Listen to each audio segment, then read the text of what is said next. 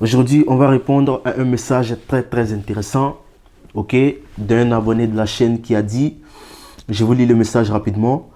Ok, attendez une seconde. Ok, voici le message. Il disait, bonsoir monsieur, on peut aller à la gym 5 fois par semaine, travailler dur, être discipliné dans la vie et coucher quand même. L'un n'empêche pas l'autre. Pourquoi insister sur une éjaculation alors qu'on peut faire tout ça en éjaculant respectueusement? D'abord, merci vraiment d'avoir publié ce message parce que ça me permet en fait de lever certains tabous sur ce sujet. Ce message, je crois que j'ai répondu à cette question dans plusieurs de mes vidéos, mais il n'y a pas de problème, on va revenir là-dessus parce que à chaque fois, c'est la question qui revient, d'accord? Donc, effectivement, je suis d'accord avec toi. On peut être discipliné dans la vie, ok? Réussir dans la vie, travailler dur et coucher quand même. Oui, c'est possible de le faire. C'est comme la drogue. Il y a des gens qui ont consommé la drogue toute leur vie et aujourd'hui, ils ont beaucoup de millions, ils sont successful, comme on le dit, ils sont bien. Ok, des alcooliques aussi qui sont devenus riches, etc. etc. Donc tout cela dépend de la personnalité de chacun. Ok, la personnalité et la réalité de la vie de chacun. Ok, moi personnellement, je suis une personne qui déteste être paresseux. Ok, je déteste tout ce qui est flemme, paresse. Ok, parce que ça me fait sentir très mal. Ok, mais il y a quelque chose qui me manquait en fait, ok? J'avais besoin de quelque chose en fait qui me permettrait en fait d'avoir tout ce que je voulais, tu comprends? Et cette chose-là, c'était la rétention séminale, mais je ne le savais pas comment, ok, accéder à ce chemin. Il y a quelque chose qui me manquait, vous comprenez? Pour la première fois, j'étais au collège à 14 ans, mon père brise la glace pour la première fois avec moi. Vous savez, en Afrique, c'est très difficile qu'un parent parle de sexualité avec son fils dans le but de l'éduquer, tu comprends? C'est très difficile. Donc, pour la première fois, je me rappelle, quand j'étais, je crois, en quatrième ou en cinquième, un truc comme ça, mon père me dit, je sais pas, dans le biais d'une conversation, il me dit, ne commets pas l'adultère. Lorsqu'il a dit ça, il s'est passé deux choses. D'abord, j'étais choqué. Je me suis dit, mais il a osé parler de ça avec moi. Ok, j'étais choqué d'abord. Et deuxièmement, mon esprit m'a dit, en fait, je me suis dit, c'est impossible. Je ne peux pas attendre jusqu'au mariage pour avoir des rapports sexuels. C'est impossible. Je dois relapse. J'ai trahi ta parole, en fait. C'est ce que je me disais à l'intérieur de moi-même. Et effectivement, j'ai trahi sa parole. J'ai eu des relations à gauche, à droite, ok? Parce que des amis étaient en couple, ok? Je me conformais en quelque sorte. Vous comprenez? Donc, ici, qu'est-ce que je vais te faire dire? Frérot, il n'y a pas de problème. La rétention séminale, ce n'est pas comme quelque chose que tu vas, qui va garantir à 100% ton succès. Même si je dis, les mecs qui font de la rétention séminale et qui sont conscients, ok, des bénéfices de la rétention et qui sont conscients de tout ce qu'ils arrivent à faire, de la charge de travail que leur corps arrive à supporter grâce à la rétention séminale, ok? Ces mecs-là, très peu resteront derrière, très peu resteront en arrière. Je le dis par conviction, je suis convaincu de ce que je dis, vous comprenez? Parce que quand tu es en rétention, ton corps, il est insensible à la douleur en quelque sorte, ok? Même si ce n'est pas quelque chose qui est... Tu comprends? Parfois, il arrive que tu as des moments de faiblesse, etc. Il n'y a pas de problème. Mais le corps, en général, il est insensible à la douleur. Vous comprenez? Le travail c'est-à-dire le corps, il supporte beaucoup plus de charge de travail que quand tu n'es pas en rétention ou que lorsque tu relapses de temps en temps, tu comprends? Donc c'est un fait, c'est quelque chose qui est réel. Le sperme en question, il est censé rester dans ton sang. Il est censé rester au fond de toi. Il n'est pas censé être dilapidé. C'est comme le sang. Le fait de se masturber devant le porno comme ça et jouir, excusez-moi, c'est comme prendre un couteau et se déchirer la peau et verser son sang. C'est comme ça que je vois les choses. Ok? Peut-être que ta réalité peut être différente du mien, Mais pour moi, en tout cas, pour moi, ce n'est pas normal d'être en couple comme ça, ok, avec une copine, aller ici et là, relapse. Soit tu es marié, soit tu es en rétention, soit quand tu veux éjaculer, soit c'est pour te reproduire, soit tu dégages. C'est comme ça que je vois la vie. Donc, moi, perso, quand je vois des filles dans la rue ou partout, quand je vois des filles qui me plaisent, ok, ou qui m'attirent sexuellement, je me demande, mais est-ce que j'irai loin avec cette fille-là? Si la réponse est négative, je la laisse partir, frérot. Ok, parce que pour moi, ça ne vaut pas la peine, ok, de coucher.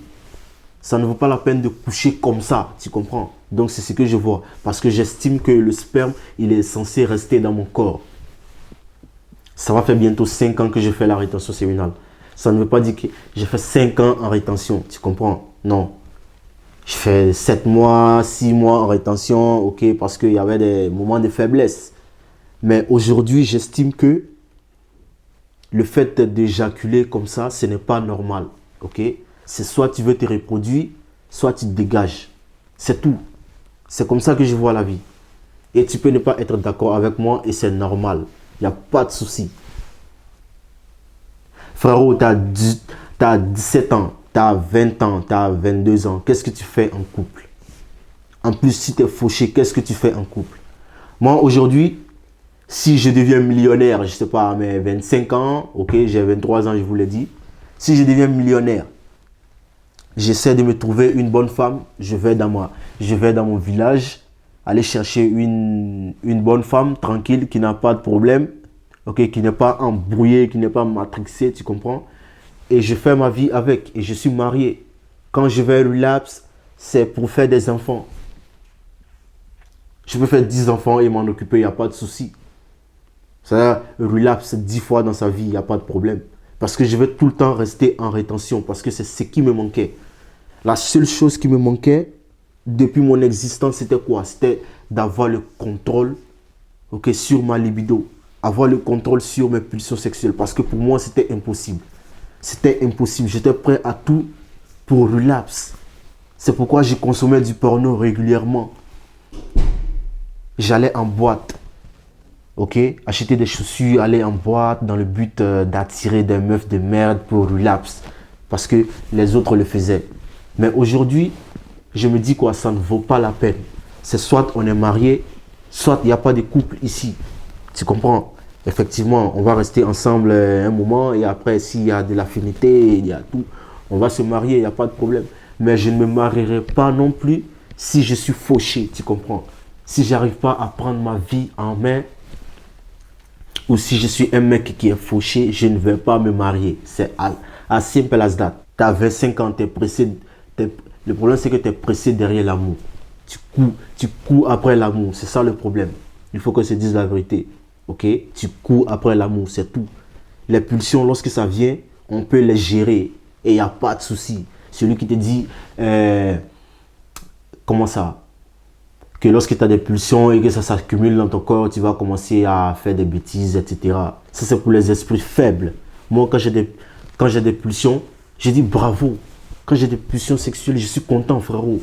Tu ne peux pas comprendre, je suis content. Parce que cette énergie-là, je me dis, ah ouais, j'ai des pulsions sexuelles, c'est normal, c'est bien.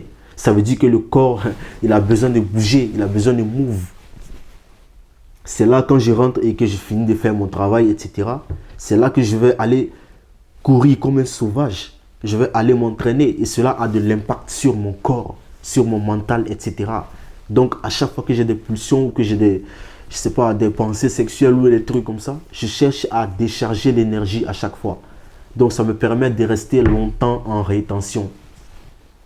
Sinon, le fait de coucher, il n'y a pas de problème. Tu peux coucher et réussir dans la vie, frérot. Mais moi, je te parle de quelque chose qui est réel. Je te parle de la rétention. Ça me procure de la joie, ça me procure du bonheur. C'est tout ce qui me manquait.